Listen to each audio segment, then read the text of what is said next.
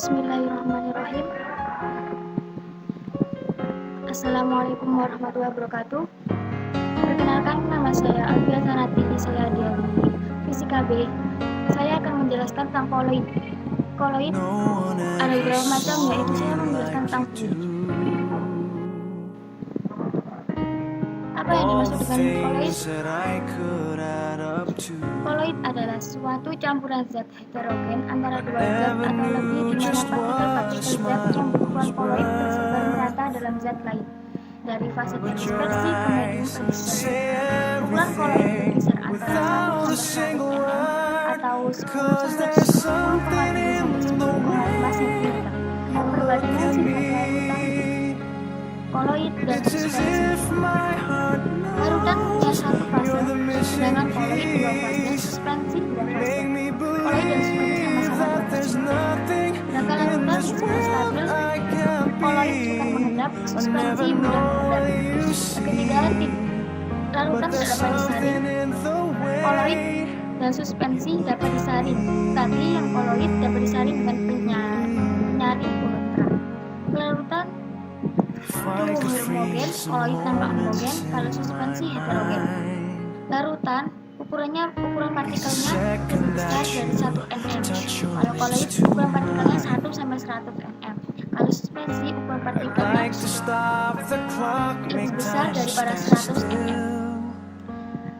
Larutan sistem dispersinya molekuler, koloid padatan halus, suspensi padatan kasar. Larutan contohnya larutan bulan, lautan air laut, koloid seperti sabun, susu, dan lain-lain. Suspensi campuran air dan pasir. Tipe sistem koloid. Jenis koloid ada 8. Yang pertama, aerosol. Aerosol ada 2, aerosol padat dan aerosol cair. Yang kedua sol, yang ketiga sol padat, yang keempat emulsi, yang keenam emulsi padat, yang kelima tadi aerosol cair sampai buih atau busa, yang kedelapan busa padat. Di sini ada fase dispersi dan aerosol padat rendah. Kalau sol padat ke cair, sol padat dari padat ke padat. Kalau emulsi cair dari padat ke cair, aerosol cair itu dari cair ke gas, emulsi padat cair dari padat ke busa atau busa, gas cair padat gas ke padat. You're the missing piece. You make me believe that there's nothing in this world I can't be.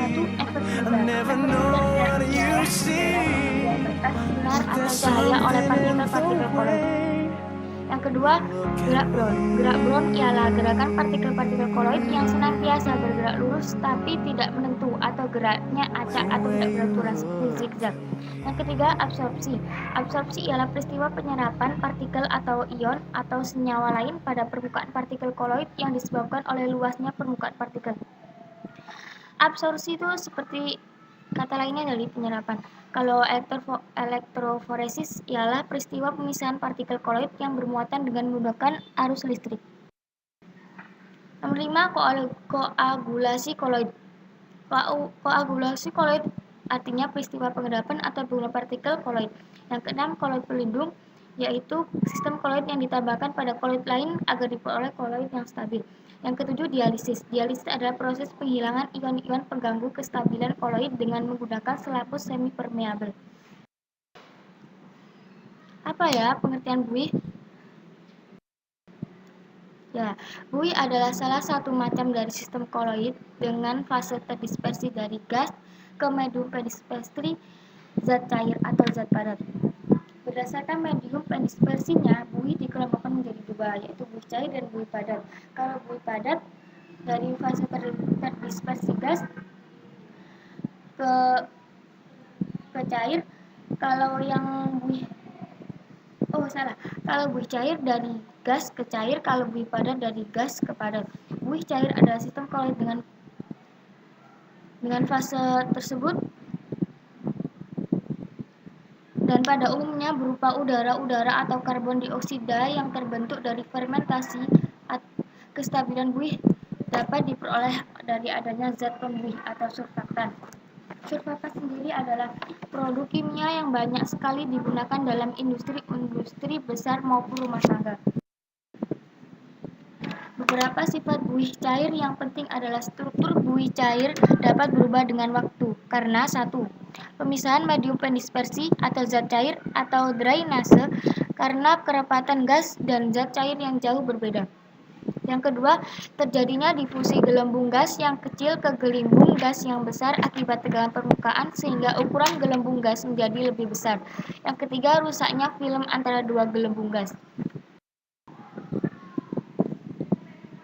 Ini adalah salah satu contoh dari buih yang akan saya terangkan.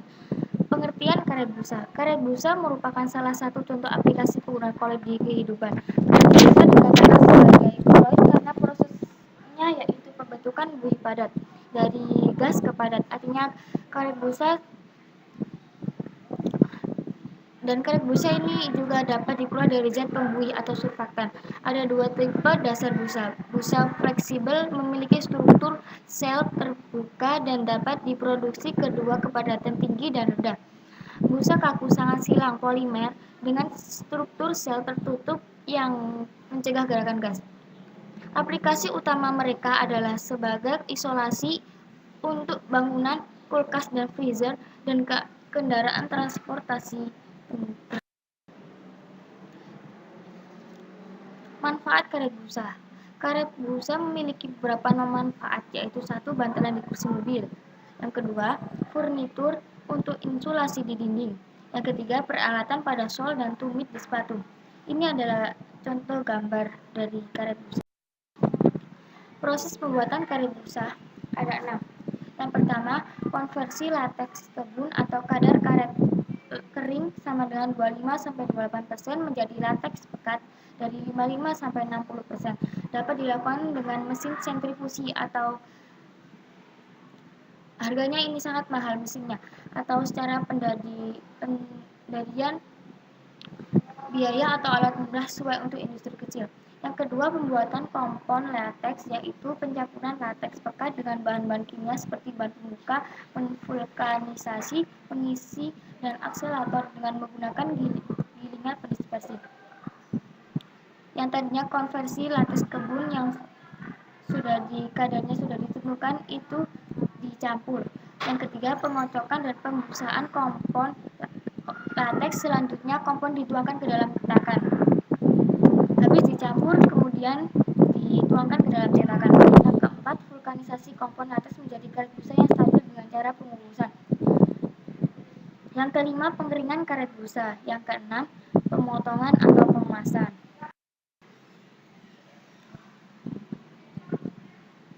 Alhamdulillah, saya sudah memberi penjelasan tentang koloid.